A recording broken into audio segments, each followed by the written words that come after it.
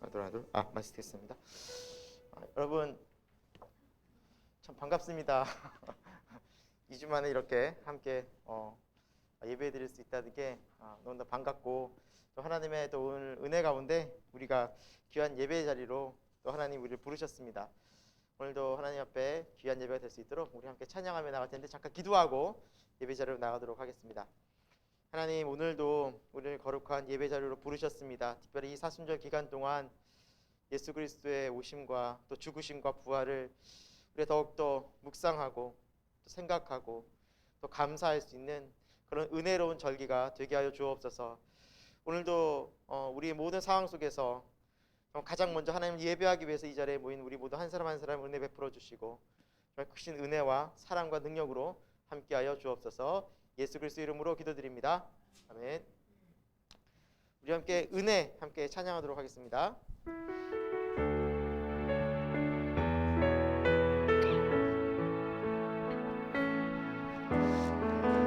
그려왔던 모든 것들,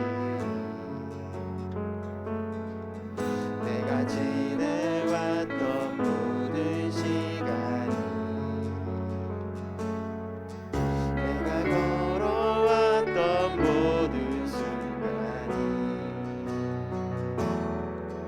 당연한 것 아니라 그대였소. 아침 해가 뜨고 저녁에 노을, 봄의 꽃향기와 가을의 열매, 변하는 계절의 모든 순간이 당연한 건 아니라 그대였어. 모든 것이 모든 것이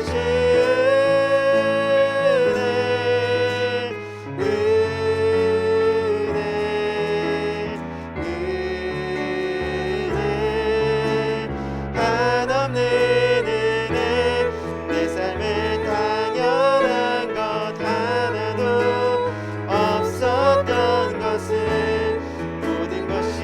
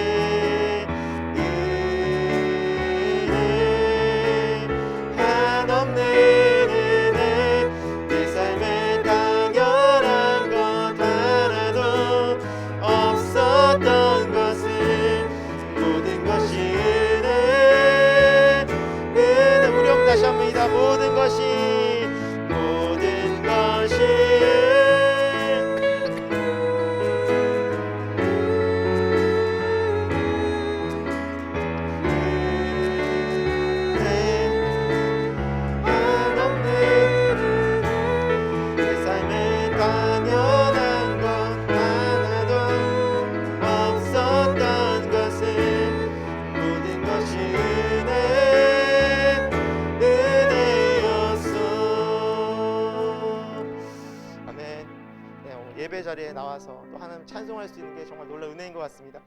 함께 오늘 또 찬송은 하나님의 음성을 듣고자 기도하며 우리 함께 찬양하도록 하겠습니다.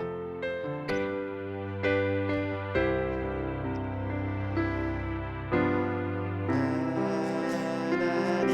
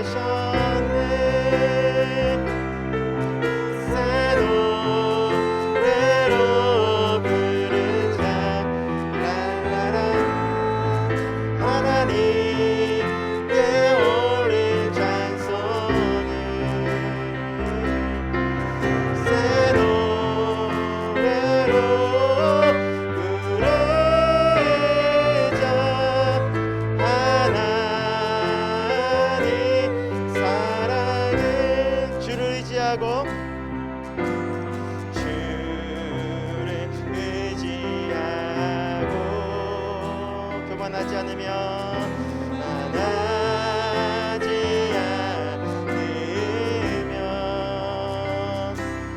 거짓에 치우치지 아니하며 복이 있으리라. 여호와 나의 주는 크신 권능의 주라.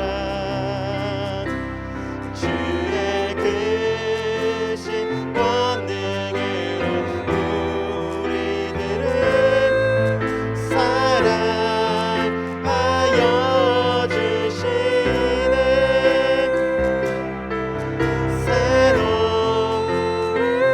새로운 자랄라라.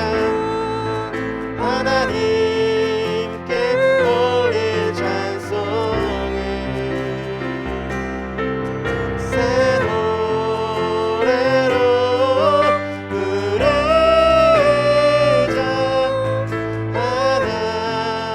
하나님 사랑을 새 노래로 부르자. 새 노래로 부르자. 랄라라. 하나님께 올린 찬송을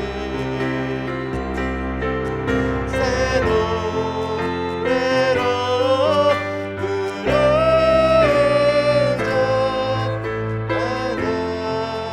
하나님 사랑을.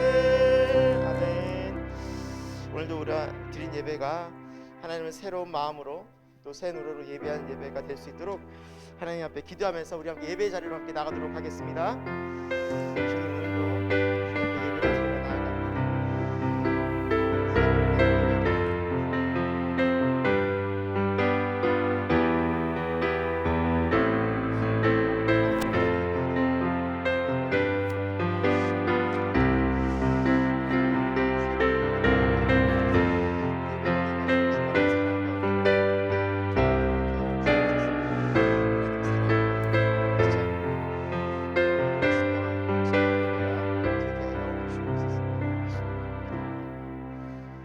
우리 함께 사도신경으로 우리 신앙을 고백하도록 하겠습니다.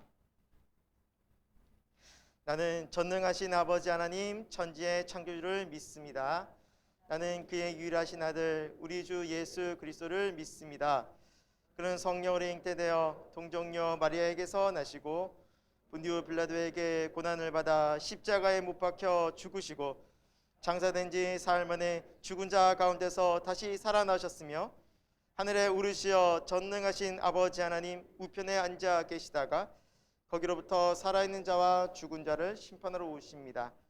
나는 성령을 믿으며 거룩한 공교회와 성도의 교제와 죄를 용서받는 것과 몸의 부활과 영생을 믿습니다. 아멘. 우리 함께 찬송가 293장 함께 찬양하겠습니다.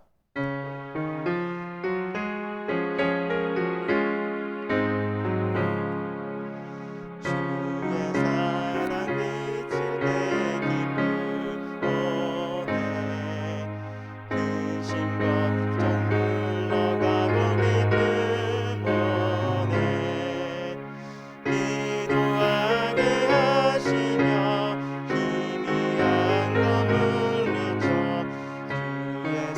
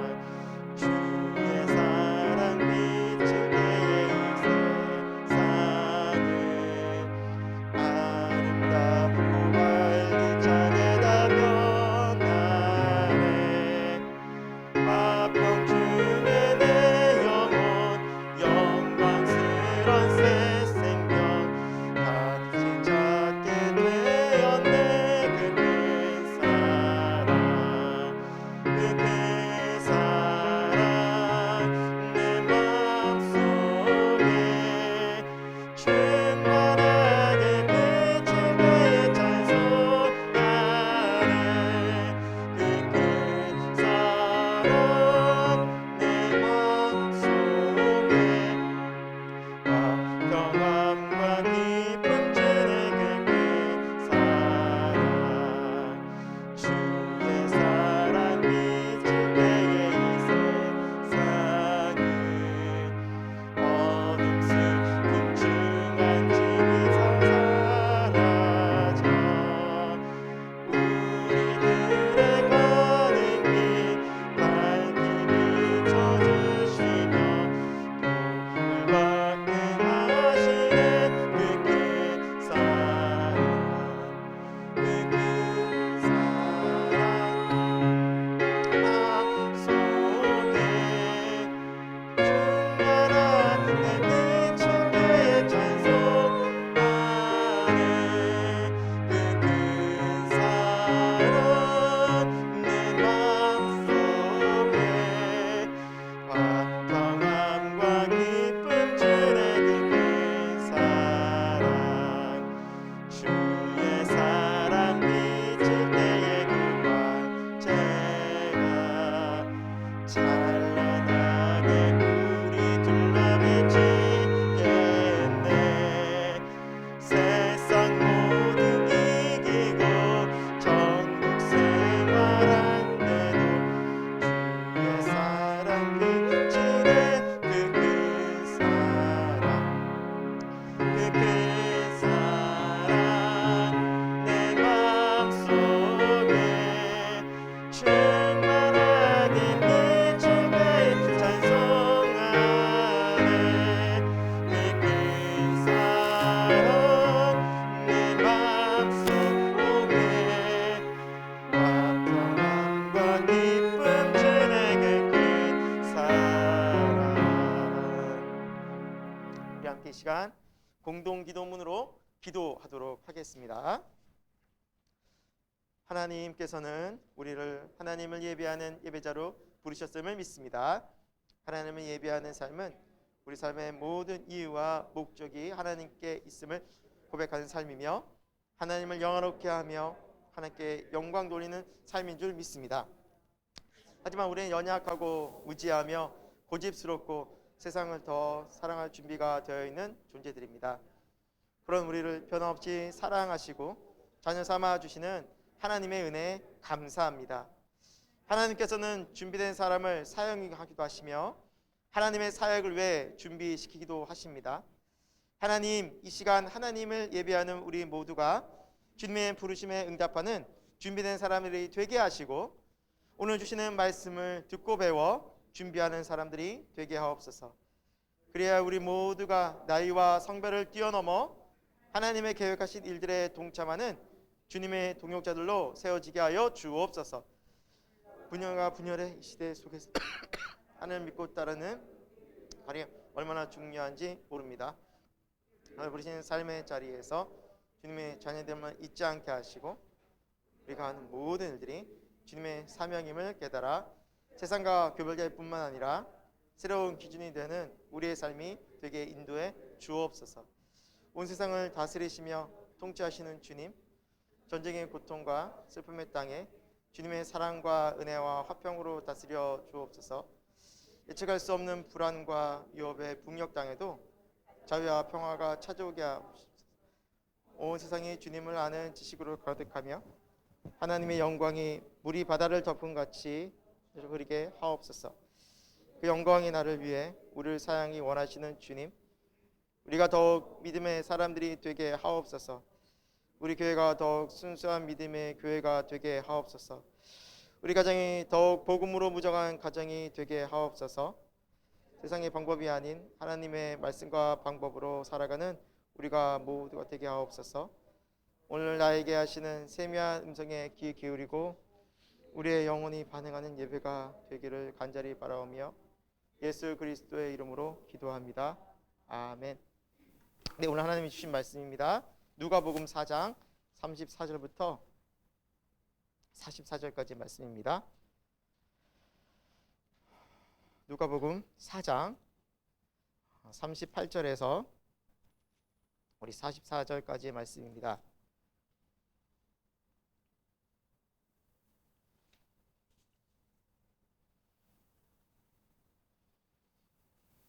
네, 하나님 말씀 누가복음 4장 38절부터 44절 말씀을 제가 봉독하도록 하겠습니다.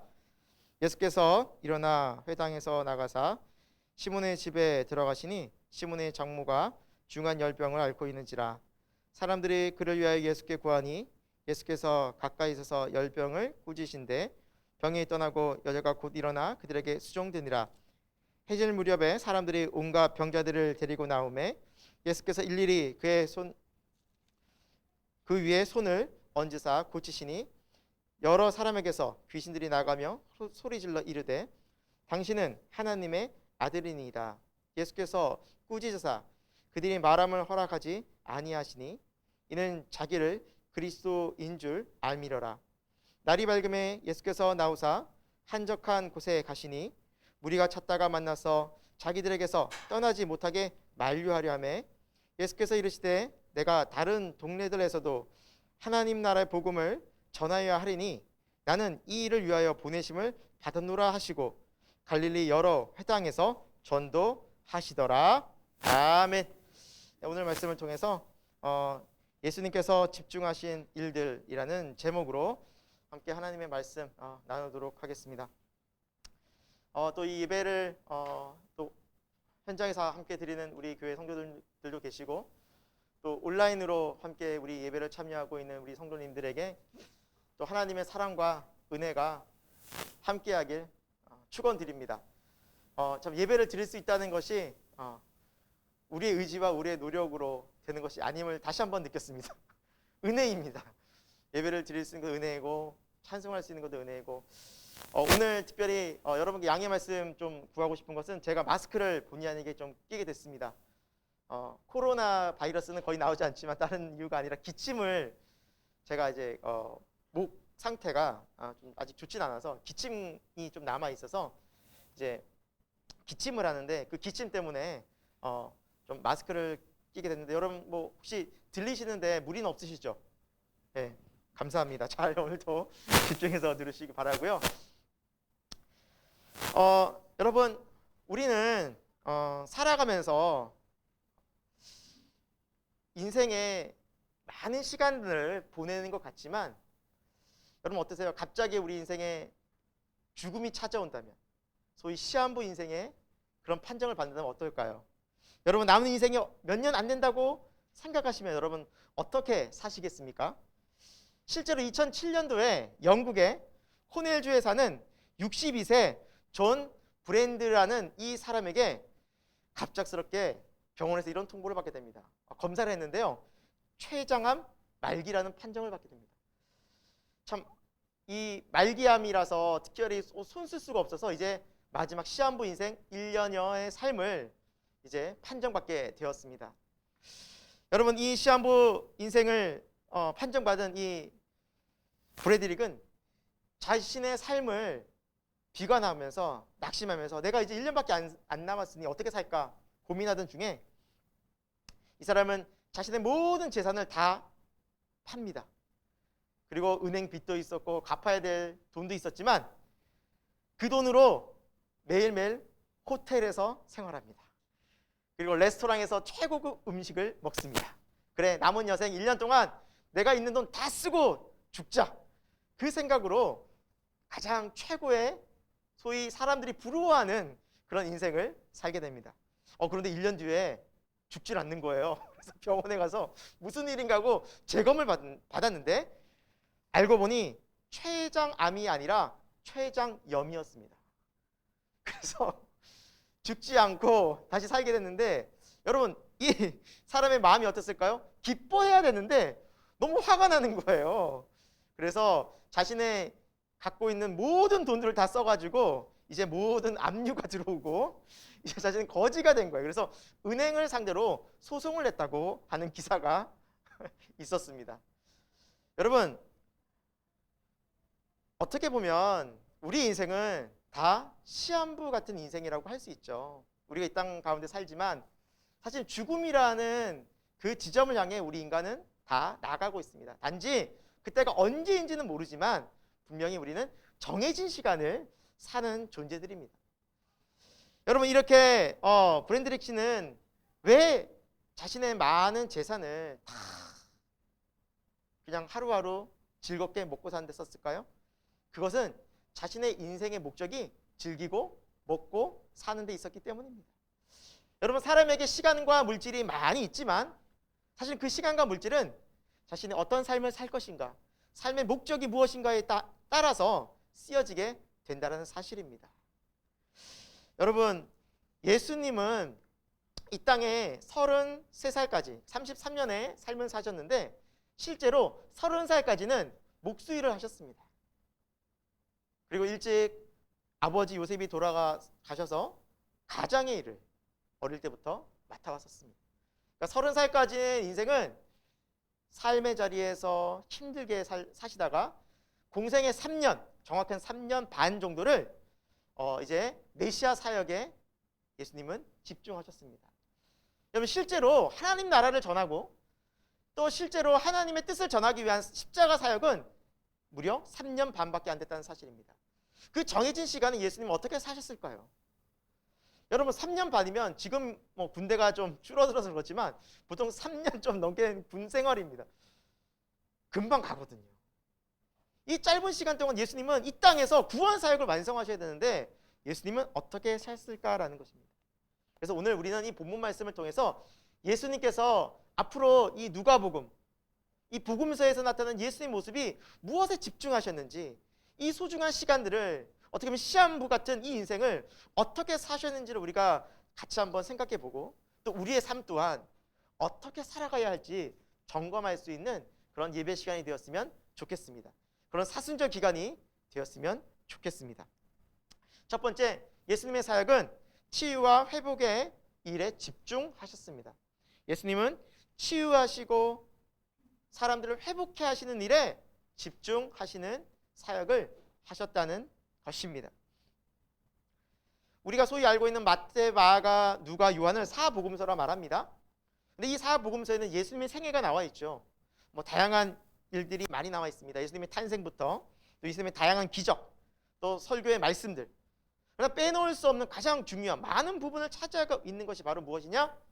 치유 사역이었습니다.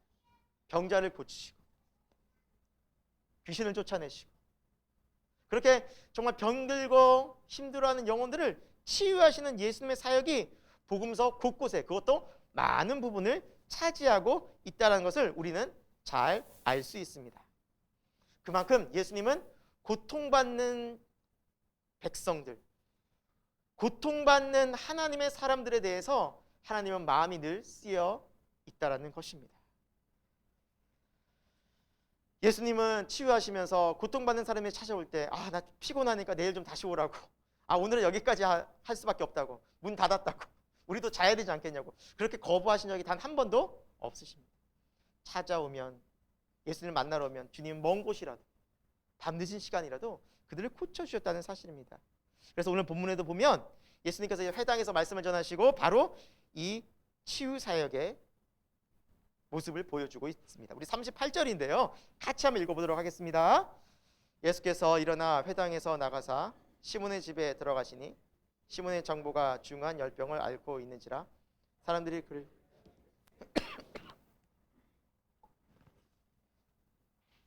예수님께서 시몬의 집에 들어가셨다는데 여러분, 시몬이 누구입니까? 시몬 베드로이죠. 베드로의 옛날 이름이 시몬이었습니다. 즉, 이 장면은 예수님의 제자가 되기 전에 베드로가 먼저 예수님을 만나는 장면입니다. 시몬의 집에. 근데 여러분, 시몬의 집에 지금 누가 계십니까? 장모님이 계십니다. 여러분, 당시 유대인의 결혼을 하게 되면 신부될 사람이 남편 집에 와서 살거든요. 이제 가정이 분리가 되죠. 지금도 우리도 대부분 그렇게 살지 않습니까? 그런데 이 베드로의 집에 장모님을 모시고 산다라는 게 흔치가 않았습니다. 즉, 베드로는 몸이 아프신 힘든 중한 열병에서 고통당하고 있는 장모님을 그들이 모실 수 없자 베드로가 모신 겁니다. 이 부분에서 우리는 베드로의 따뜻한 마음을 알 수 있는 거죠. 그냥 모시는 것도 어려운데 몸이 아픈 분을 모신다? 정말 쉬운 일이 아닙니다. 그것도 나의 업무가 아니라 장모님이지 않습니까? 그런데 모시고 있는 거예요. 그래서 이 부분에서는 참 베드로가 성품이 참 귀한 분인가라는 것을 알 수가 있는 장면입니다. 여러분, 오늘 이 장면의 말씀은 마가복음에도 나오고 마태복음에도 나옵니다. 그래서 이걸 평행 본문이라고 말하는데, 우리가 이 본문 말씀을 같이 보면 이 장면을 좀 더 입체적으로 살펴볼 수 있습니다. 그래서 마가복음에도 살펴보면 이때 시몬 베드로만 있었던 것이 아니라 베드로의 형제인 안드레, 친척인 요한과 야고보가 그 자리에 함께 있었다고 말씀하고 있습니다. 그러니까 온 일가 친척들이 모인 거예요. 왜? 시몬 베드로의 장모님이 하도 심한 병이 걸려서 오늘 내일 하고 계셨어요.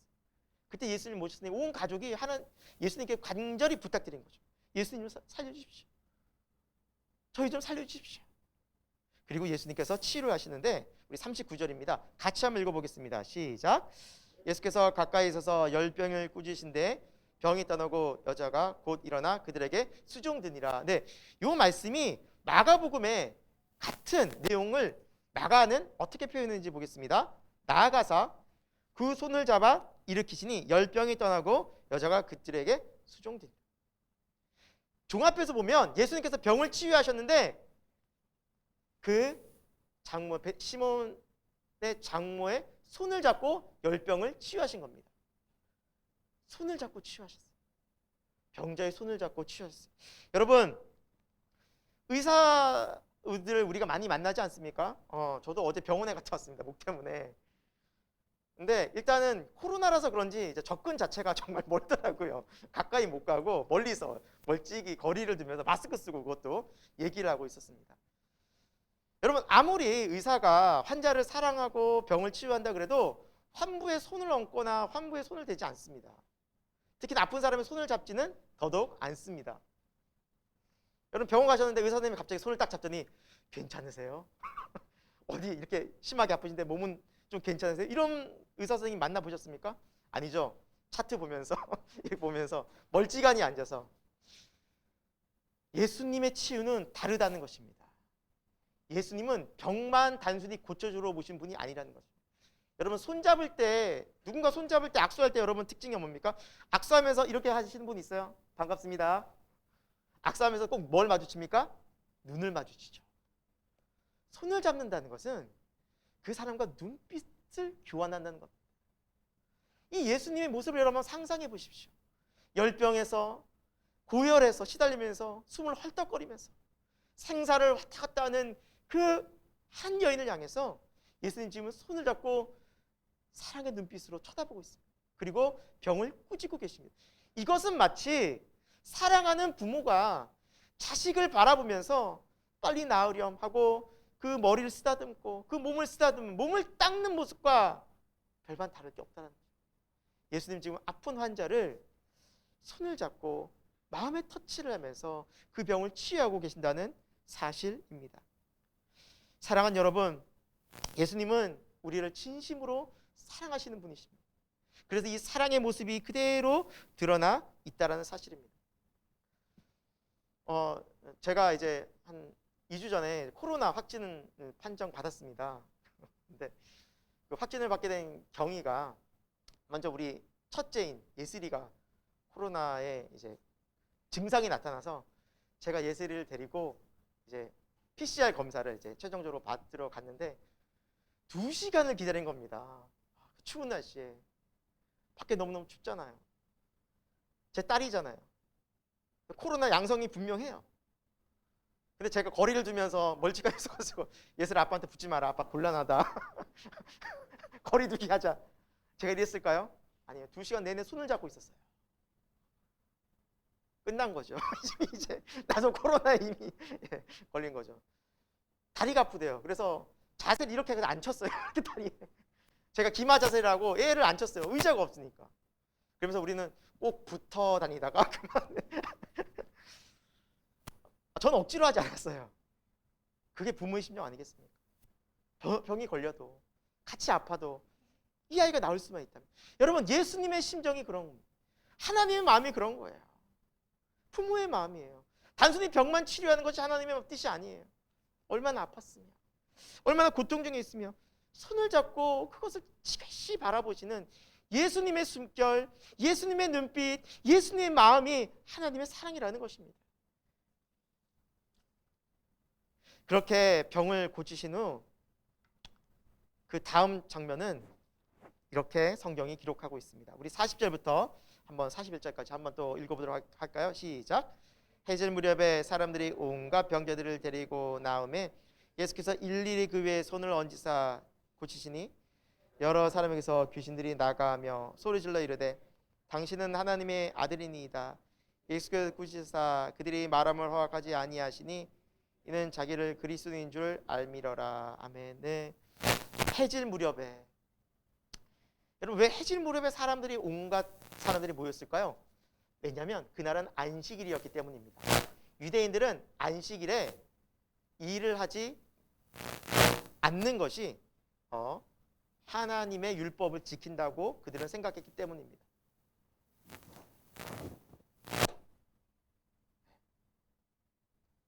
그래서 유대인들은 그날 유대인들의 안식일은 금요일 저녁부터 다음날 토요일 저녁까지거든요. 그래서 그날 하루를 다 보내고 저녁 무렵에 안식일에 일하면 병 고치는 것도 안 되기 때문에 그때서야 모든 병자들이 이제 기다렸다. 이제 예수님이 오셨으니 빨리 가서 우리 병 고치자 하면서 줄을 서가지고 막 온 겁니다. 여러분 안식일이 끝나고 저녁 때가 되면 사람들이 쉬잖아요. 근데 예수님이 쉴 수 있었을까요? 없었을까요? 없으셨어요.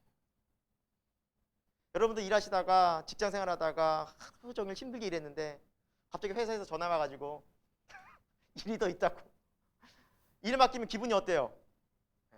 전화 안 받고 싶죠? 안 하고 싶고 쉬고 싶어요. 그렇잖아요? 저녁에 예수님도 마찬가지셨어요. 심신이 피곤하신 가운데 일을 하시고 또 낮에 이렇게 뭐 일하시고 하나님 말씀 전하고 피곤한데 사람들이 막 찾아오는 것은 솔직히 인간적으로 달갑지 않았다는 거죠.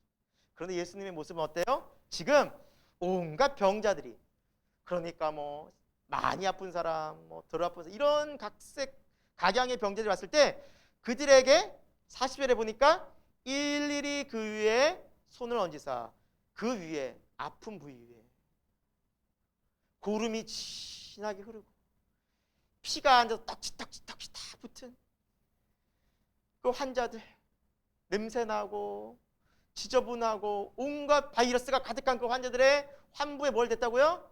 손을 대셨다. 예수님의 능력이 말씀만으로도 낫게 하실 수 없었던 것일까요? 있어요. 굳이 거기 아픈 부위에 손을 대셨어요. 그래서 어떤 목사님은 예수님의 옷은 우리가 아는 것처럼 깨끗한 옷이 아닐 것이라 말합니다. 왜? 온갖 더러운 사람들이 다 몸에 가까이 붙으니까. 피가 묻고 고름이 묻고 먼지가 쌓이고. 그러나 예수님은 그들의 모습에 한 명 한 명 손을 얹으셨다. 예수님은 전혀 귀찮아하지 않으셨다는 거예요. 우리가 생각하는 것처럼 우리가 예수님 찾아가면 맨날 부르면 야 예수님 좀 피곤해하지 않으실까? 내가 또 이래도 전혀 아니에요.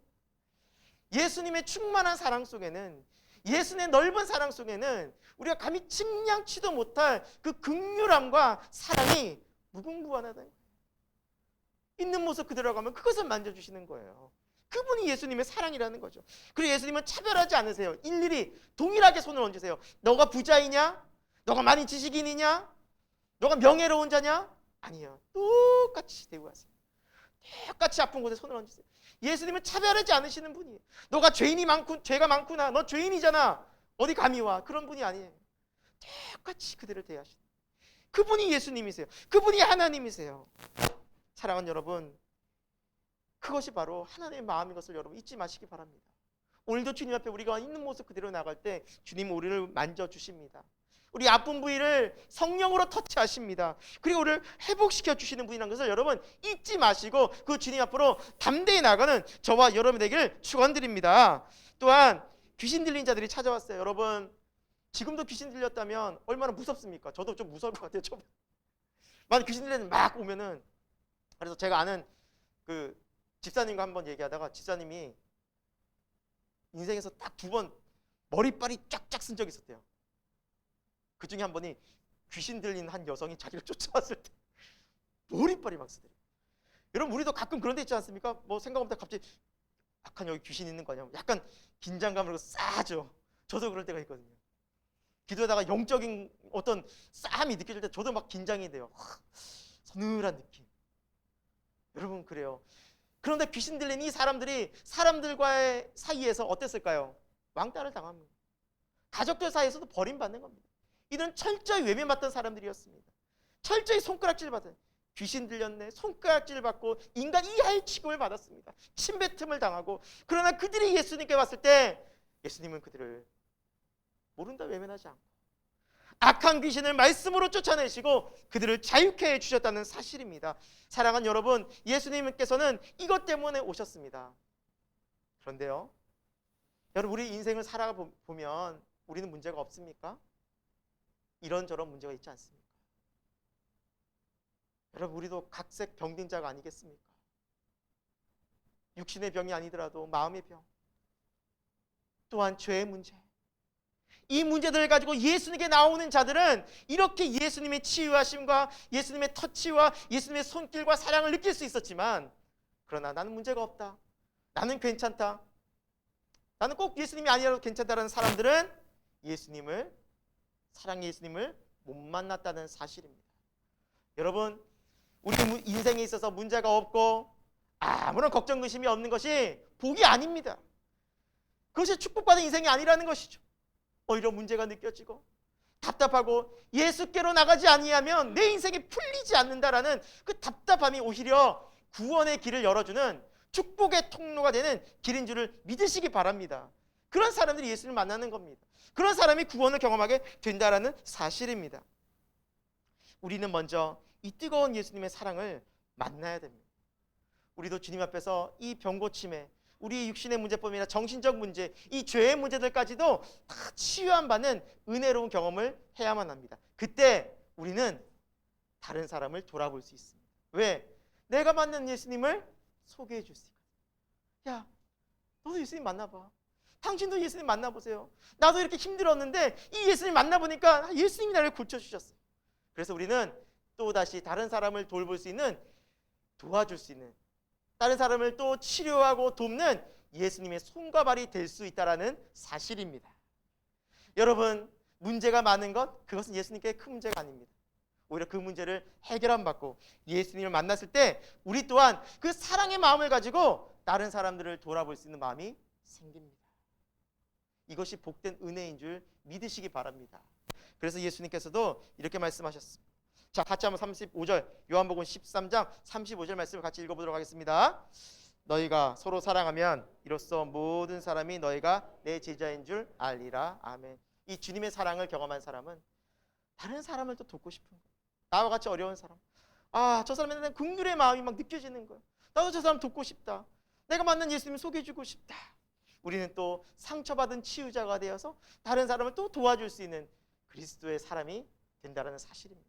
그래서 여러분 문제 많고 또 여러 가지 상황들 어렵고, 이것은 오히려 우리에게 하나님을 더 뜨겁게 만나고 오히려 그 은혜 속에서 우리가 다른 사람을 돌아볼 수 있는 놀라운 은혜의 통로, 또 하나님께서 우리를 사용하시는 귀한 영적 도구가 된다는 사실을 여러분 잊지 마시고 주님 앞에 더 가까이 나가고 어떤 문제든지 주님 앞에 나가서 고침을 받는 사랑하는 새생명교회 모든 가족 여러분이 되기를 예수 그리스도 이름으로 축원드립니다.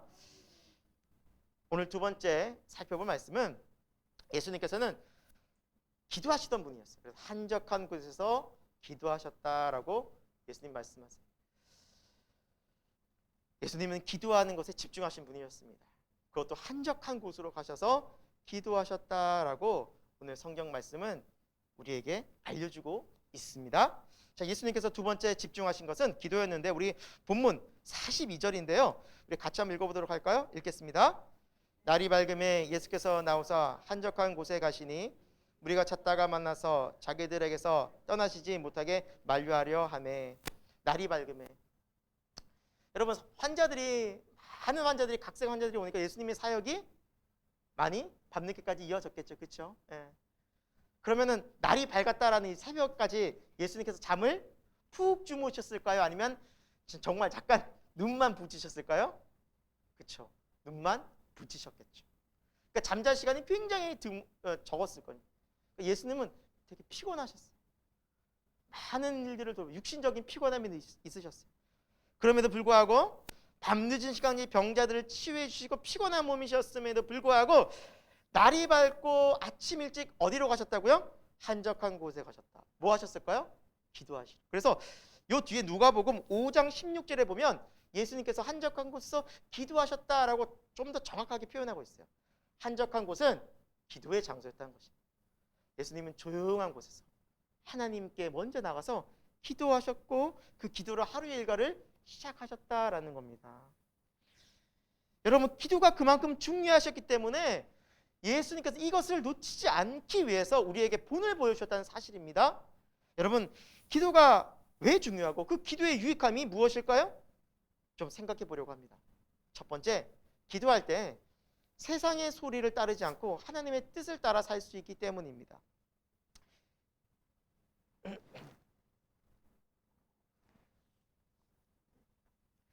우리가 기도할 때 세상의 소리보다는 하나님의 뜻을 따라 살 수 있기 때문입니다.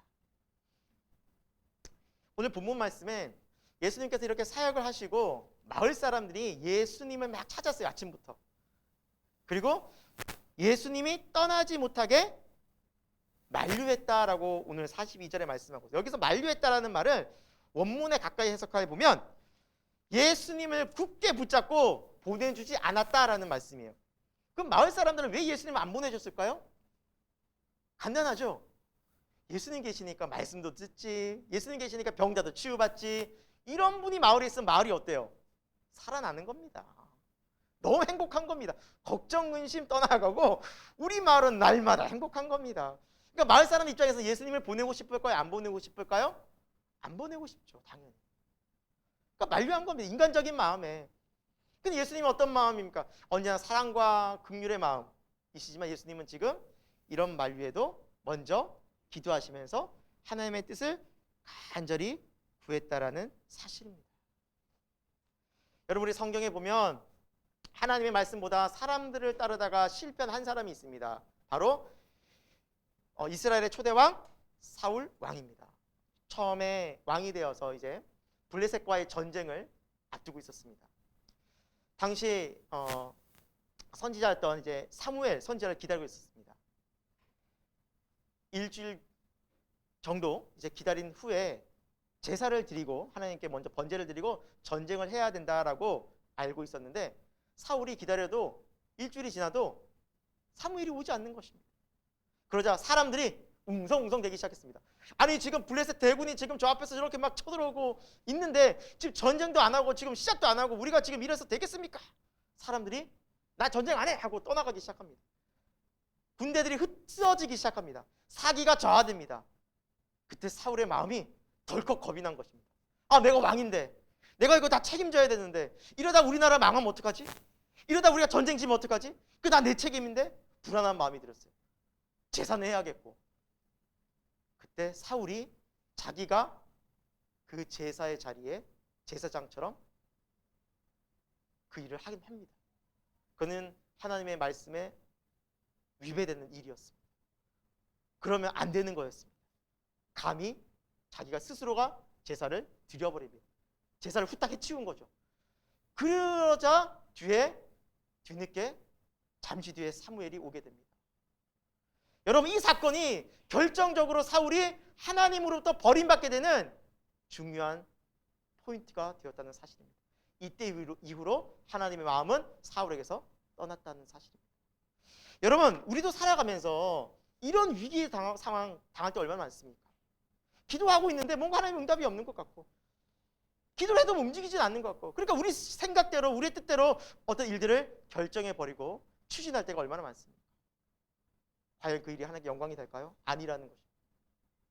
우리 또한 하나님께 간절히 먼저 기도하고 하나님의 음성을 듣지 않으면 우리도 충분히 이럴 수 있다는 것입니다. 여러분, 세상의 소리가 얼마나 많습니까?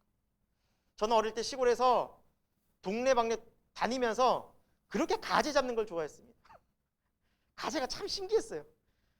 근데 뭐 산을 타면서 골짜기를 막 다니면서 가재를 잡으러 돌아다니는데 가재들이요, 이게 시냇가에 졸졸 흐르는데 그 가재들이 딱 돌 밑에 숨어 있어요. 그런데요, 돌을 옮기고 막 가지를 찾으려고 하면 그 바닥에 있던 흙들이 막 일어나서 순간 흙탕물이 돼버려요. 이돌 저돌 움직이다 보면 순간 그 깨끗한 물이 뿌옇게 돼버립니다. 그러면 더 돌을 옮기고 찾는 것이 아니라 멈춥니다. 기다립니다. 시간을 두고 잠시 멈추고 그 흙탕물이 물에 쓸려가도록, 그리고 무거운 돌들이 가라앉을 때까지 기다립니다. 그럼 참 신기한 게요, 물이 얼마 뒤에, 몇 분 뒤에 깨끗하게 됩니다. 그러면 가재가 움직이는 게 다 보입니다. 선명해집니다. 여러분, 우리가 왜 한적한 곳에 가야 할까요? 아무 데나 주님 계시잖아요. 주님 모든 곳에서 우리 기도 들으실 수 있잖아요. 그런데 그렇지 않습니다. 분주하고 바쁘고 많은 사람들이 있는 곳에서는 우리의 내면에서 순수하게 하나님의 목소리에 집중하기가 힘듭니다. 그래서 우리는 한적한 곳에, 조용한 곳에 가서 기도드리는 것이 매우 중요합니다. 우리의 불순한 생각들, 죄악된 모습들, 그것을 가라앉혀야 됩니다. 고요한 곳에서 하나님의 목소리를 하나님께 집중할 때, 그때서야 하나님의 말씀이 선명하게 들리게 된다는 것을 여러분 믿으시기 바랍니다. 그래서 주님께서는 한적한 곳에 가셨어요. 우리 또한 기도의 자리, 말씀의 자리, 경건의 시간, 큐티 시간이 그래서 중요합니다. 여러분, 단 5분이라도 조용한 곳에서 기도하십시오.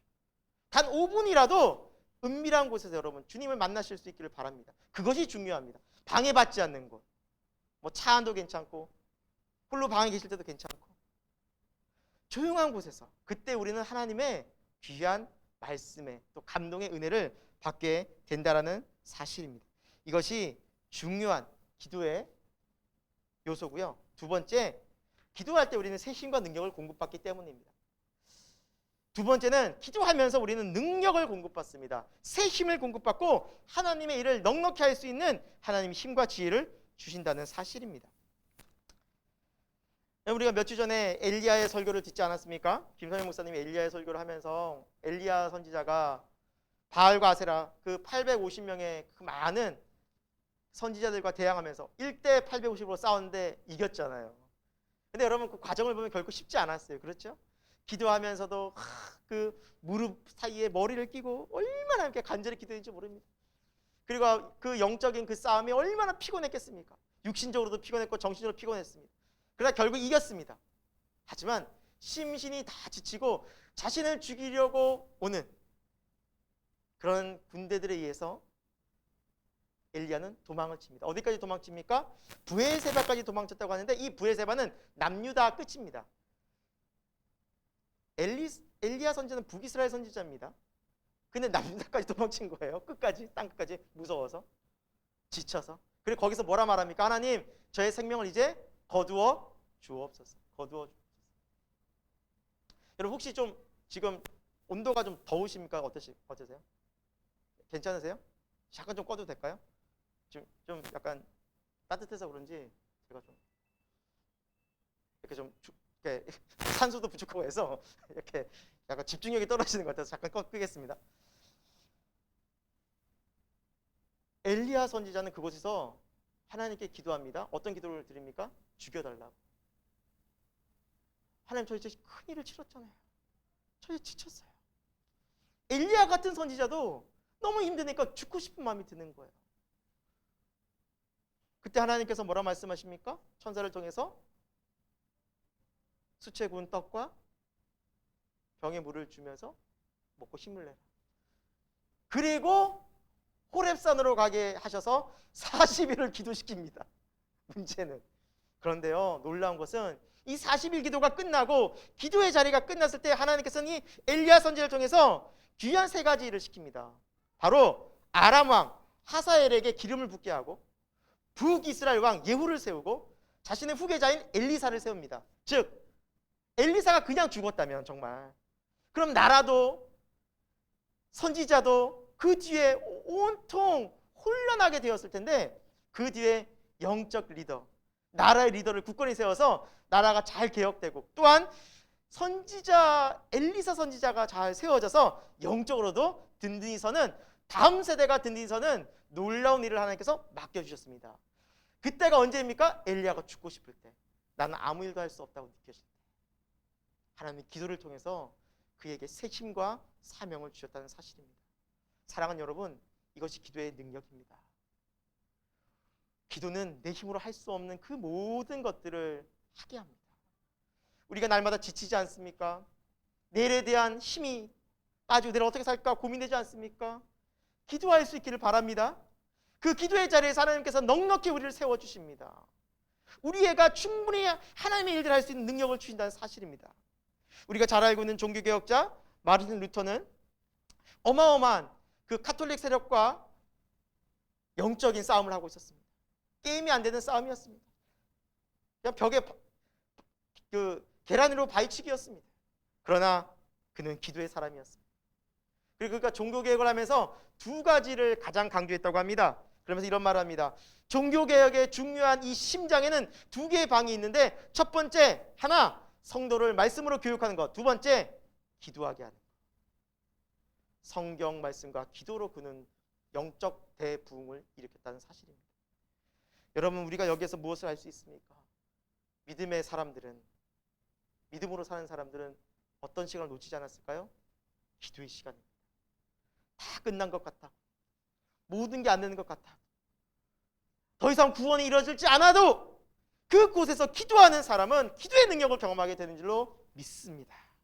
그런데 여러분, 이 기도에 방해되는 요소가 무엇일까요? 저는 세 가지인 것 같습니다. 첫 번째, 피곤함입니다. 지쳐 있어요. 그렇게 기도하려고 하면 왜 이렇게 졸리고, 그렇죠? 눈이 잘 감기고. 기도하려고 하는데 왜 이렇게 피곤한지. 두 번째 방해는 분주하고 바쁜 삶인 것 같아요. 여러 가지 우리는 일이 바빠요. 많은 일들을 막 감당해요. 일들이 너무 많아요. 그러다 보니까 기도할 시간을 많이 빼앗겨요. 세 번째는 다음으로 미루는 거예요. 할 수 있음에도 불구하고, 좀 이따 해야지. 그래. 지금 요거부터 마무리 짓고 기도해야지. 그러다 보면 여지없이 기도의 시간을 놓치게 됩니다. 여러분, 사단이 제일 많이 쓰는 게 이 세 가지인 것 같아요. 피곤함과, 그리고 분주함과, 다음으로 미루는. 여러분, 그 생각이 들 때 어떤 생각으로 아셔야 돼요? 사단이 나를 방해하는 거예요. 기도를 방해하는 거예요. 예수님도 얼마나 피곤하셨을 거예요. 아침부터. 또 얼마나 바쁘신 분이에요. 그렇죠? 또 다음으로 미룰 수 있잖아요. 요 일 끝내고. 그러나 예수님은 먼저 기도하셨어요. 그렇다면 우리 또한 먼저 기도해서 우리의 영적인 삶이, 우리의 실제적인 삶이 더욱더 하나님 안에서 강건해지고, 이 기도의 영적인 경험들을 우리 새생명교회가 충만히 경험할 수 있기를 축원드립니다. 세 번째입니다. 오늘 말씀 통해서 볼 수 있는 예수님의 삶은 목적이 분명한 삶을 사셨다는 겁니다. 예수님은 목적이 분명한 삶을 사셨습니다. 이 목적에 대한 사전의 의미를 찾아보니까 이루려고 하는 일이나 방향이라고 나와 있습니다. 자신이 이루려고 하는 일의 방향. 한 가지 제가 예화를 들어보면 이렇습니다. 한 아버지가 두 명의 자녀에게 나무 조각과 칼을 주었다고 합니다. 그러니까 이 아이들은 나무가 이렇게 칼에 달리는 모습을 보니까 너무 재밌잖아요. 그 모습 보면서 신기하다 하면서 두 아이가 칼질을 합니다. 나무에다 쫙쫙 칼질을 하는데, 시간이 얼마 지나서 한 아이는 그 나무로 배를 만들었고요, 한 아이는 그냥 나무만 대패질했고 나무 조각만이 쌓여 있었어요. 왜 이렇게 달라졌을까요? 한 명의 아이는 나무를 붙잡고 칼질을 할 때 뭘 생각했을까요? 배를 생각했어요. 배 만들어야지. 배는 이런 모양이 아닐까? 하기 전에 먼저 목표가 있었고 목적이 분명했어요. 그러나 한 아이는 단순하게 재미삼아 칼질을 했습니다. 아무런 생각과 목적이 없었어요. 여러분, 우리에게는 오늘도 매일매일 하나님께서 귀한 시간과 건강과 물질을 허락해 주십니다. 그러나 목적이 없다면 이것이 그냥 대패질하듯이 그냥 버려질 것입니다. 하지만 목적이 있는 삶은 이것을 그 목적에 맞게 시간과 물질과 건강을 사용하게 될 것입니다. 여러분 마음속에는 어떤 인생의 목적이 있습니까? 많은 세상의 사람들이 목표가 분명한 삶을 살고 있죠. 돈을 많이 벌어야지. 그럼 그 사람들은 시간과 모든 에너지를 어디에 쓸까요? 돈 버는 데 씁니다. 어떤 사람은 다이어트 해야지. 다이어트 하려는 사람은 또 시간과 돈을 거겠습니다. 많은 액수도 투자해요. 왜? 몸을 만들기 위해서. 어떤 사람은 좋은 대학을 가기 위해서, 좋은 직장을 가기 위해서. 여러분, 그러나 예수님의 목적은 무엇이었을까요? 예수님은 무슨 목적으로 사셨을까요? 오늘 말씀은 분명한 목적이 예수님에게 있었다라고 말씀하고 있는데, 오늘 43절과 44절 말씀입니다. 같이 한번 우리 이 말씀을 한 목소리로 한번 읽어보도록 하겠습니다. 시작! 예수께서 이르시되 내가 다른 동네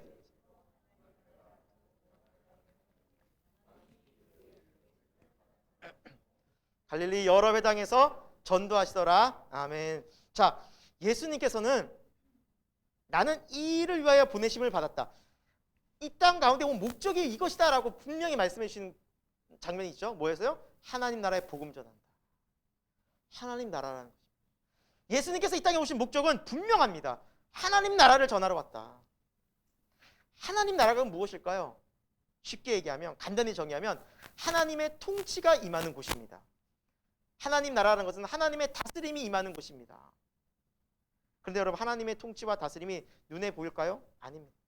소위 땅에 세워진 국가들처럼 영토가 있고 눈에 보이는 가시적인 것이, 건물이 그런 것이 아닙니다. 그래서 하나님의 나라, 이 천국에서 막 설명을 하니까 특히 말씀을 많이 알고 가르치던 바리새인들이 헷갈리는 겁니다. 그래서 누가복음의 뒤에 17장 이렇게 예수님께 질문하죠. 바리새인들이 하나님의 나라가 어느 때 임하나이까 묻거늘 예수께서 대답해 이르시되 하나님의 나라는 볼 수 있게 임하는 것이 아니다. 또 여기 있다 저기 있다고도 못하리니 하나님의 나라는 어디 있다고요? 너희 안에 있다. 눈에 보이는 나라가 아니라는 겁니다. 우리 마음에 이루어지는 하나님의 통치, 하나님의 다스림, 하나님의 능력이 임하는 것이 바로 하나님의 나라라는 것입니다. 자, 정리를 하면 하나님의 나라가 우리 마음 가운데 임하면 예수님이 주인 되시고 그분과 함께 동행하는 놀라운 삶이 펼쳐집니다. 이것이 하나님의 나라입니다. 예수님이 내 삶을 다스리기 시작하시고 이제 내가 예수님께 순종하면서 예수님을 따라가는 삶이 펼쳐지기 시작하는데 이것이 우리 마음 가운데 임하는 하나님의 나라라는 겁니다. 그리고 언제까지 갑니까?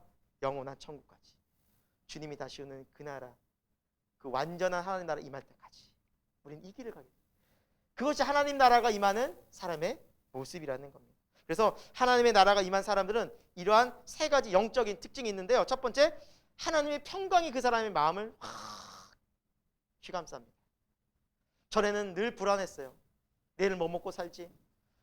내가 무슨 일을 어떻게 해야지? 내가 이 경쟁에서 지면은 내가 불안해서 못 살 것 같은데?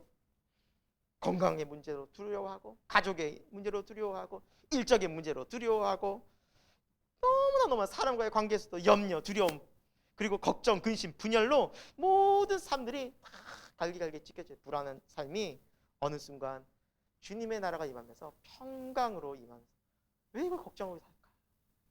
주님이 나를 인도하시는데 뭐가 걱정일까? 여호와 나의 목자신데 내가 무엇을 걱정하고 살까?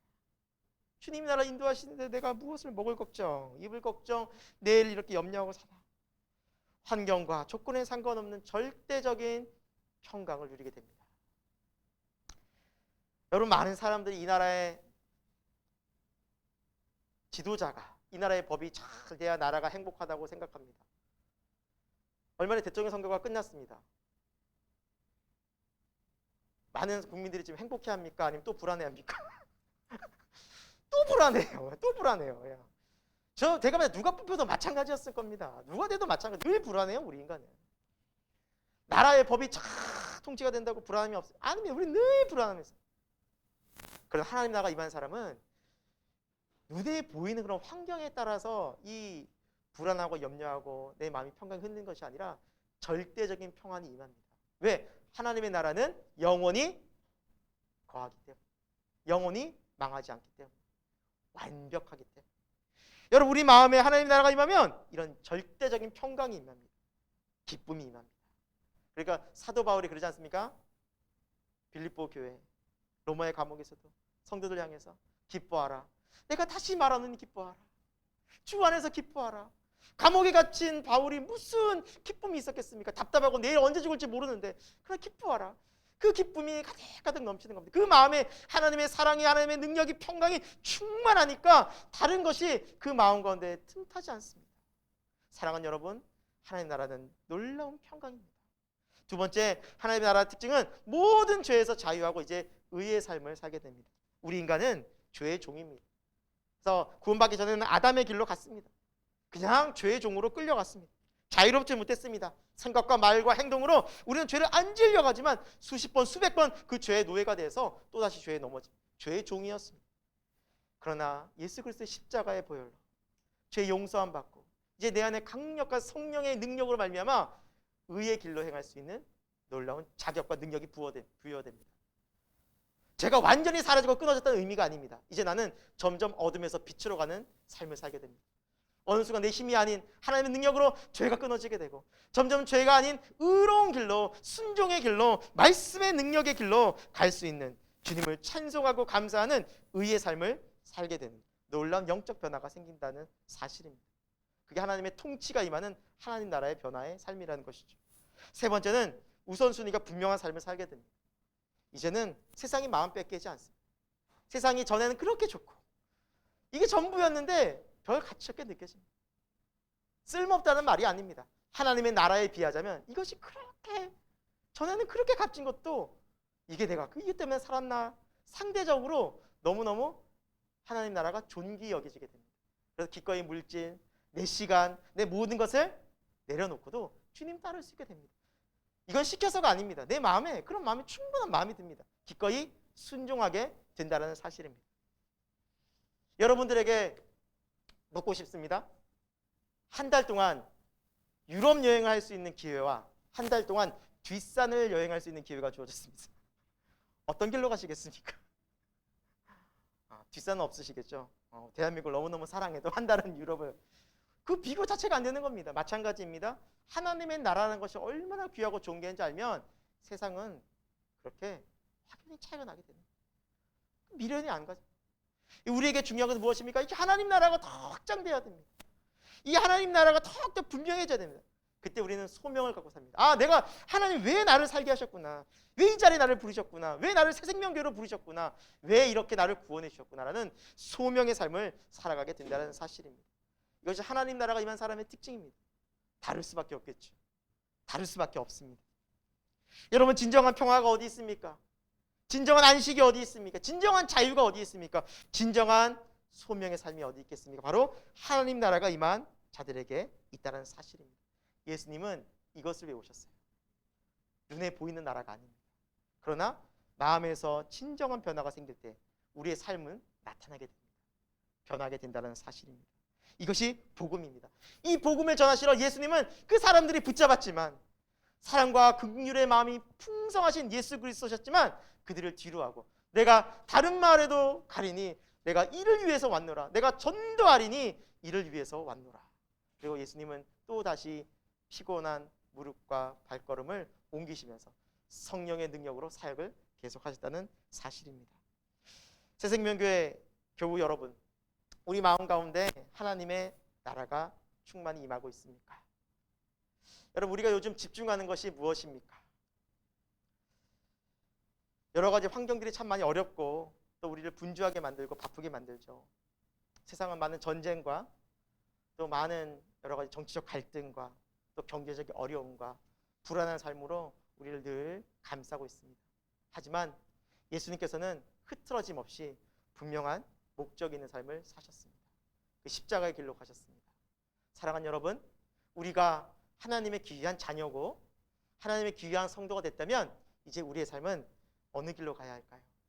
날마다 예수 그리스도를 따라 살 때 우리의 삶은 방황하지 않습니다. 후회하지 않습니다. 염려와 걱정, 근심, 두려움 속에서도 넉넉히 하나님이 주시는 평강으로 영적인 변화와 치유를 경험하면서 당당히 이 세상을 믿음으로 찬송하며 살 수 있다는 사실입니다. 오늘 우리가 다시 한번 우리의 삶이 세상에 다른 것이 아니라 예수 그리스도께만 집중되어지는 오늘 귀하고 복된 거룩한 주일, 또 여러분과 저의 인생이 되길 예수 그리스도의 이름으로 축원드립니다. 함께 기도하겠습니다.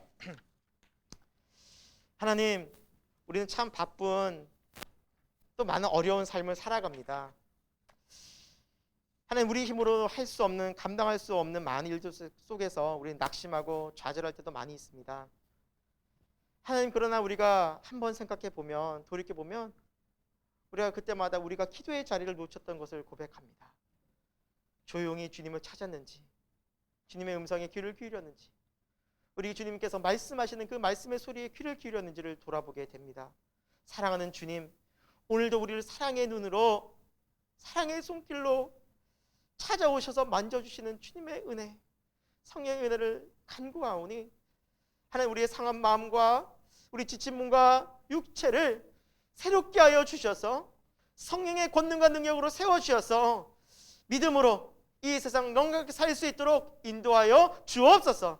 우리 새생명교회 모든 성도들 그 가정을 이 어려운 시기에도 붙잡아 주시고 하나님의 도움과 능력의 손길로 치료하여 주시옵소서.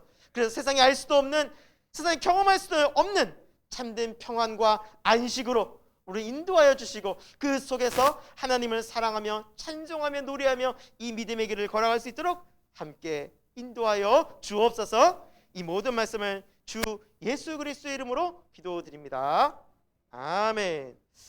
네, 이 시간 우리 함께 찬송하면서 또 주님 앞에 나갔으면 좋겠는데요. 함께 부를 찬양은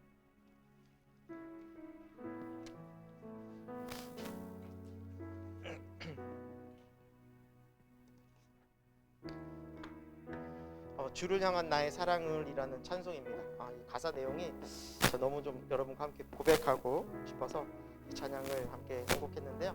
이렇게 찬양하면서 기도하는 마음으로 함께 나갔으면 좋겠습니다.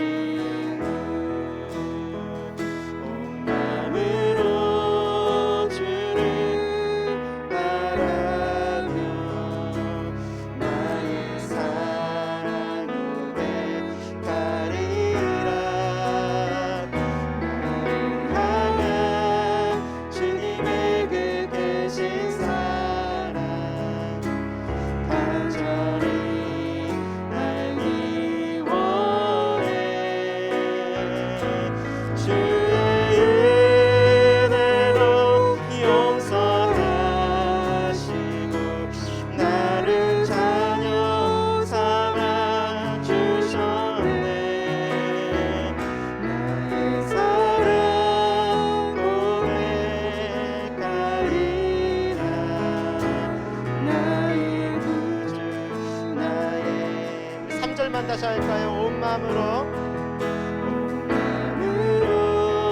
주를 바라며 나의 사랑 고백하리라. 나를 향한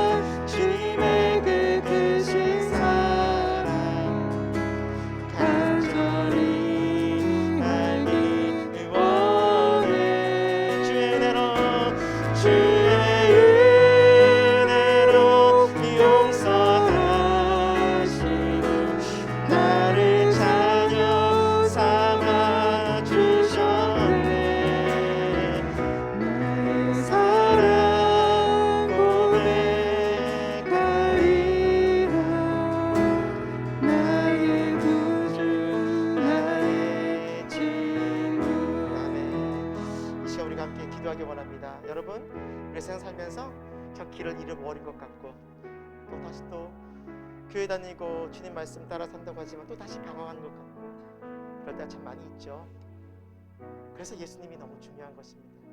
그래서 예수님을 다시 찾고 주님께 방향을 맡을 때 우리는 다시 회복되기 때문입니다. 치유하신 주님 앞에서 우리는 주님의 터치를, 주님의 손길을 느끼면서 이 세상을 넉넉히 살 수 있기 때문입니다. 지금도 부활하셔서 우리와 함께 하신 주 예수 그리스도, 여러분, 그것이 우리에게 가장 큰 기쁨이고 소망입니다. 어떤 문제든지 어떤 환경이든지 어떤 상황이든지 주님 앞에 다 내어 맡기고 다시 주님께 집중하고 주님의 음성을 들을 수 있는 거룩한 시간이 되게 해달라고 우리 주여 한번 간절히 외치고 하나님 앞에 함께 기도하도록 하겠습니다. 주여, 사랑과 은혜의 하나님 아버지, 오늘도 우리가 주님 앞에 나아갑니다. 그리고 주님을 바라봅니다. 주님을 찾고 찾습니다. 주여, 우리의 삶과 형편 속에서 하나님, 우리가 때로는 길을 잃고 이 길로 가는 것이 맞는지 때로는 의심도 많이 들고 불안해할 때도 있었습니다. 그러나 다시 우리가 주님 앞에 초점을 맞추고 예수 그리스도께 나아가기 원합니다. 하나님, 우리가 어느 곳에 있었습니까? 어디에 머물고 있었습니까? 어디를 향해 가고 있었습니까? 그 중심이 주 예수 그리스도가 될 때 우리는 다시 방향을 찾을 수 있습니다. 망망대해 같은 파도가 멈추지 않는 바다 같지만 그곳에서도 우리에게 길과 진리 인도하시는 등대 같은 예수를 만날 때 우리는 염려와 걱정과 근심 속에서 다시 평안과 저희와 감사를 회복하게 될 줄로 믿습니다. 주님, 세상에 할 수도 없고 세상에 줄 수도 없는 참된 평강을 허락하여 주시고 예수 그리스도의 은혜의 불빛으로 이렇게 비춰주셔서 우리의 인생이 다시 방황하지 않고 주님 안에서 목적과 의미가 분명한 인생이 되게 도와주옵시며 하나님 회복과 치유가 있는 인생이 되어주게 도와주셔서 이 세상에서 하나님의 사랑으로 가정을 돌아보며 사람들을 위로하며 사람을 치료한 또 다른 치유자가 될 수 있도록 하나님 역사하여 주옵소서. 우리 인생을 존귀하게 부르셨습니다. 존귀한 인생입니다. 그래서 우리가 함부로 살 수 없습니다. 하나님, 우리 의롭게 변화되었습니다. 더 이상 우리는 죄의 종이 아닙니다. 의의 종인 것입니다. 하나님, 우리는 그렇게 살아갈 수 있는 존재로 우리를 부르셨고 성령을 보내주셨습니다. 주여, 우리가 성령을 더 늦게 하여 주시고 우리 성령교회 모든 가정과 모든 성도들의 삶 가운데 다시 한번 하나님의 은혜를 더 믿고 하나님 세워주시는 놀라운 은혜 속에서 성령이 충만한 삶을 회복하여서 가정이 회복되고 가정이 구원받고 직장의 모든 문제들과 모든 일들 속에서 주 예수 그리스도를 분명히 알아 소명의 삶을 살게 하여 주시고 그것을 주님과 동행하는 영적 은혜가 있게 하여 주옵소서. 날마다 동행하는 주님의 은혜가 우리의 삶 가운데 강같이 넘쳐나게 하여 주시고 주님의 사랑과 은혜가 우리 삶 속에서 충만히 넘치는 기도하는 새생명교회, 성령으로 충만한 새생명교회, 말씀으로 충만한 교회, 우리 교회가 되게 하여 주시고 역사하여 주옵소서. 주님 의지합니다. 함께하여 주옵소서. 주님 도와주옵소서. 우리 시간 좀 두 번째 기도할 것은 우리의 교회 세 번째 기도 제목이죠. 세 번째 주간에 이 땅의 분열과 다툼을 그치고 화합과 용서로 하나 되게 하소서. 함께 기도하기 원합니다. 우리가 하나님은 또 인도하심이겠죠. 또 대통령 선거를 잘 또 마무리했습니다. 그러나 여전히 우리에게는 이 나라의 큰 문제가 절반으로 나누게 되었다는 사실입니다. 국민들이 분열이 되었다는 사실입니다. 중요한 것은 우리가 화합하고 연합해야 하는데 정말 유례없는 분단 국가이면서 우리 안에서도 또 크게 분열이 일어나고 있습니다. 얼마나 안타깝습니까? 성령은 화합의 영입니다. 성령이 하나 되게 하신 것을 힘써 지키라고 하나님 말씀하십니다. 여러분, 누가 기도할 수 있을까요? 성도가 기도해야 되지 않겠습니까? 시간 우리가 나라의 민족 이 지도자들을 위해 기도하고 저 폭력당을 위해 기도하면서 하나님 연합하고 화합할 수 있도록 도와주옵소서. 이것은 우리 힘과 능력이 아니라 하나님께서 도우시는 은혜로서 하나님께서 능력으로서 기도의 능력으로서 하나님 이 땅을 통치하시고 다스려 달라고 함께 우리 간절히 주여 한번 외치고 함께 나라 민족을 위해서 북녘 땅을 위해서 함께 기도하도록 하겠습니다. 주여, 사랑하는 하나님 아버지, 이 땅의 민족을 사랑하여 주셔서 우리를 대한민국으로 부르셨습니다. 그러나 아버지 하나님, 우리 새생명교회가 또 한국교회가 이 땅의 민족을 위해서 끊임없이 기도해야 될 줄로 믿습니다. 나라의 지도자들이 하나님 말씀을 하나님을 경외하며 두려워하며 정치를 백성들을 위해서 할 수 있도록 도와주옵소서. 사사로운 이익과 그들의 생각에 사로잡히는 것이 아니라 정말 아버지 하나님, 교회들이 기도하면서 이 나라가 정말 바른 방향으로 갈 수 있도록 연합하고 화합하는 쪽으로 갈 수 있도록 성령님 역사해 주시고 긍휼히 여겨 주시고 우리의 기도를 응답하여 주옵소서. 특별히 북녘 땅에 아버지 고통당하는 많은 사람들이 있습니다. 아버지는 남과 북이 아버지 분단지지가 시순이 넘어가고 있습니다. 얼마나 안타깝습니까? 아버지 땅이 다시 한번 하나님 화합하고 하나 되길 소망합니다. 아버지는 분열과 다툼과 또한 아버지 나눔과 미움이 아버지 하나님 서로 대적하는 마음들이 화합과 연합으로 바꿔질 수 있도록 교회가 기도하게 해주시고, 이 땅에 아버지 분열의 영과 다툼과 미움과 모든 악한 세력들이 예수 그리스도 이름으로 떠나가며 정말 이곳에 다시 한번 화합할 수 있는, 교회들이 기도할 수 있는 이 나라가 되게 하여 주시고, 이 대한민국을 위해서 끊임없이 기도하는 우리 한국교회 되게 하여 주옵소서. 기도하는 민족 소망 있습니다. 기도하는 민족 하나님이 도와주십니다. 기도하는 나라 하나님이 지켜주십니다. 기도할 때, 하나님께 무릎 꿇을 때 하나님이 지켜주시는 겁니다. 인간의 통치, 인간의 방법, 어떤 사람이 나와서 이 나라를 잘 다스릴 수 있는 것이 아닌 줄로 믿습니다. 오직 하나님께서 도와주시면 됩니다. 주님 도와주시고 이 나라 이 민족을 굳건히 붙잡아 주셔서 더 이상 분열과 다툼을 그치고 서로 연합할 수 있는 우리 대한민국이 될 수 있도록, 그래서 이 어려운 위기를 잘 극복해낼 수 있는 이 어려운 때 기도하는 우리 한국교회가 될 수 있도록 하나님 역사해 주시고 은혜를 풀어 주옵소서. 주님께 모든 것을 의탁드리옵고 이 모든 말씀을 우리의 구주 예수 그리스도 이름으로 기도드립니다. 참 은혜와 사랑의 하나님 아버지, 이 사순절 기간 우리를 거룩한 예배의 자리로 부르셔서 하나님께 먼저 존귀한 예배를 드릴 수 있도록 인도하여 주시니 감사함을 드립니다. 하나님, 오늘도 하나님께서 우리에게 주시는 성령의 메시지가 있었습니다. 하나님의 감동으로 우리에게 주는 마음의 메시지에 우리가 순종하고 귀 기울여 듣고 이제 말씀을 따라가는 우리 새생명교회가 되게 하여 주옵소서.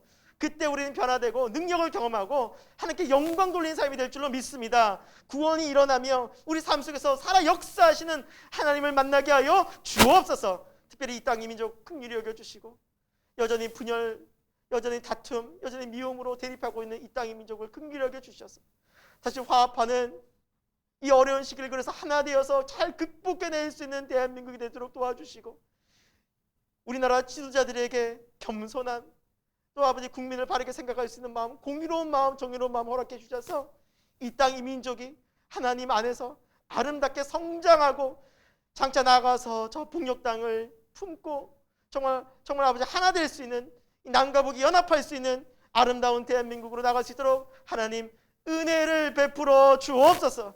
우리의 힘과 노력이 아닌 하나님의 은혜의 통치 속에 그 모든 것이 이루어지기를 간절히 소망합니다. 하나님, 우리가 지금 살아가는 이 시대는 참 어렵습니다. 코로나 팬데믹이 계속 이어지고 있으며 우리의 삶 또한 계속해서 한치 앞을 알 수 없는 경제적 불안함과 여러 가지 많은 국제 정세 속에 우리는 놓여 있습니다.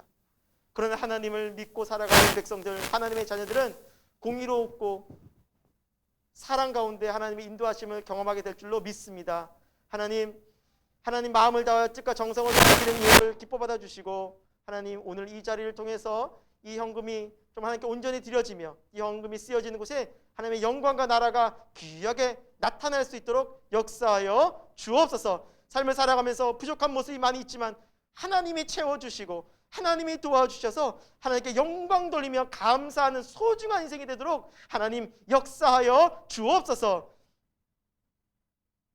지금은 우리 주 예수 그리스도의 놀라우신 십자가의 은혜와 하나님 아버지의 영원하신 사랑하심과 성령 하나님의 감화감동 역사하심이 오늘도 예배를 드리며 하나님의 말씀에 순종하며 예수 그리스도께서 하신 모든 일들을 다시 한번 바라보며 우리 또한 그 십자가의 길을 가고 주님을 따라가기를 다짐하는 우리 새생명교회 모든 성도들과 그 가정과 모든 아이들의 삶과 또 이 한국교회와 온 열방 가운데 지금부터 영원토록 함께 하시기를 간절히 축원하옵나이다.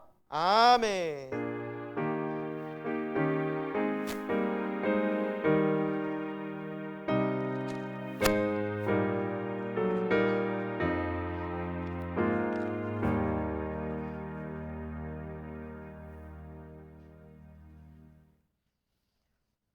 네, 우리 앞뒤좌우로 한번 인사드리도록 할 거예요. 사랑합니다. 축복합니다. 우리 성도의 기도를 나누도록 하겠습니다. 사랑합니다. 축복합니다. 네, 사랑합니다.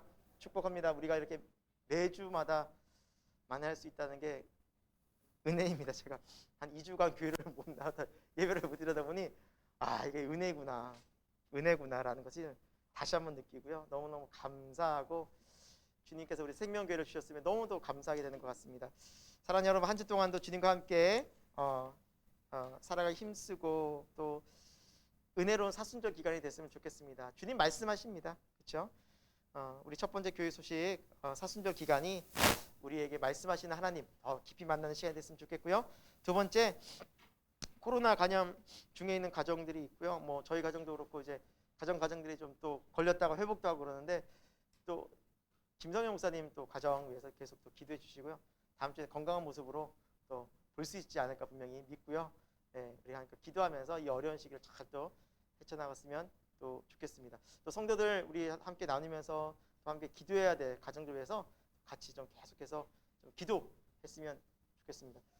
또 김영 지사님 제가 오늘 잠깐 얘기 들어보니까 이렇게 잇몸이 이렇게 치아 이렇게 뽑으셔서 너무 이제 많이 부으셔가지고 오늘 또 교회를 못 나왔다고 하는데 또 잘 아물고 일상생활하는데 어려움 없도록 중보기도 잘 회복될 수 있도록 기도 부탁드립니다. 세 번째 광고입니다. 2주간 휴강했던 바이블 맵이 이번 주 목요일부터 이제 다시 무조건 시작합니다. 어떤 상황 가운데서도 이제 다시 또 진행을 하려고 합니다. 그래서 온오프라인으로 같이 하니까 오시는 분들은 같이 와서 참석하시고 또 온라인으로 들으시는 분들은 같이 접속해서 들어주시기 바랍니다. 그리고 말씀 나눔 화요일까지 있으니까 여러분 꼭 기억하셨다가 또 은혜로운 말씀의 나눔 우리 성도의 교제 함께 주중에도 이어가기를 소망합니다. 자, 우리 3월 우리 암송 구절이죠. 같이 한번 좀 읽고 주부에도 나와 있는데 우리 한번 읽고 마치도록 하겠습니다. 같이 읽겠습니다. 시작. 음행과 온갖 더러운 것과 탐욕은 너희 중에서 그 이름조차도 부르지 말라. 이는 성도에게 마땅한 바니라. 에베소서 5장 3절 말씀. 아멘. 한 주간도 우리 믿음으로 승리합시다. 할렐루야. 감사합니다.